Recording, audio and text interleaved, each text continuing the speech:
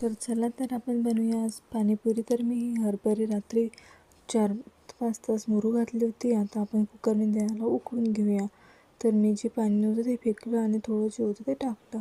जास्त पाणी आपल्याला पाहिजे नाही. आणि 4 आलू घेतले, ते उकळायला ठेवले.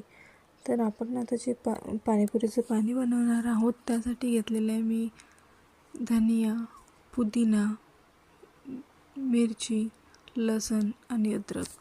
आपण हे सर्व एका भांड्यामध्ये टाकून घेऊया आणि चांगलं बारीक करून घ्यायचं, म्हणजे आपल्याला चाळणीनं गाळायचं काम नाही पडत. यामध्ये आपण थोडं पाणी पण टाकायचं आणि चांगलं मिक्स करून घ्यायचं. मिक्स होईपर्यंत बारीक करत राहायचं. अद्रक पण मी बारीक किसून टाकलेलं आहे. आणि इमली जी आपली मुरू घातली होती तिचं पाणी आहे, हे बारीक करून घेते मी. बघा किती सॉफ्टली बारीक झालेलं आहे. आता आपण मसाले घेऊया. लाल मिर्च पावडर, धनिया पावडर आणि चाट मसाला आणि पाणीपुरी मसाला.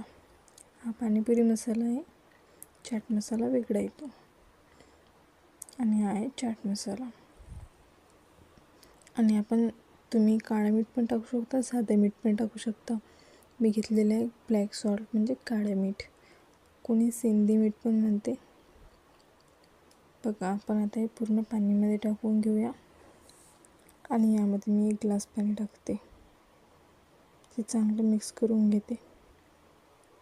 आणि हे आमचूर आहे, हे रेडीमेड बाजारात विकत मिळते. हा आटा रवा घेतला होता मी 1 वाटी आणि कणिक घेतली होती 1 वाटी. ते मिक्स करून चांगलं 15 मिनिट मुरू दिलं आणि नंतर मी त्याच्या पापड्या बनवून तळल्या.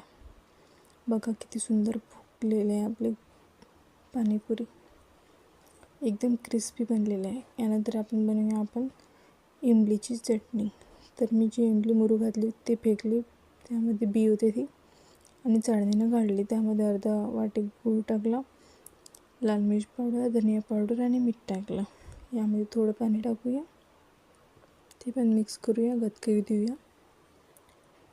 चला आपले उकळलेले आहे. आलूचे फोतरं काढून घेतले मी, त्यामध्ये टाकले लाल मिर्च पावडर, थोडं धनिया पावडर आणि आपलं चाट मसाला आणि ब्लॅक सॉल्ट.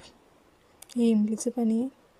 आणि जे आपण पेस्ट बनवला होता पाण्यासाठी, तो जो राहिला होता थोडा, तो मी टाकला आणि 1 कांदा बारीक. बघा हे सर्व साहित्य आपले तयार झाले. आता बनवूया आपण पाणीपुरी. कशी बनवायची ते.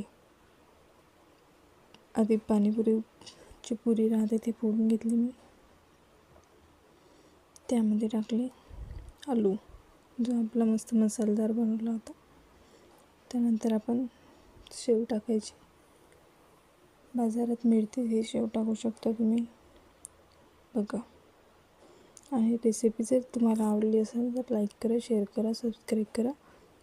आणि कोणती रेसिपी पाहिजे ते सांगा. मी केक पण बनवते. तुम्हाला जर केकचे व्हिडिओ पाहिजे असेल तर ते सांगा, मी तुम्हाला केकची रेसिपी देईल. केक क्लास पण घेईल जर माझे 1000 सबस्क्रायबर झाले तर. फ्रीमध्ये क्लास राहणार.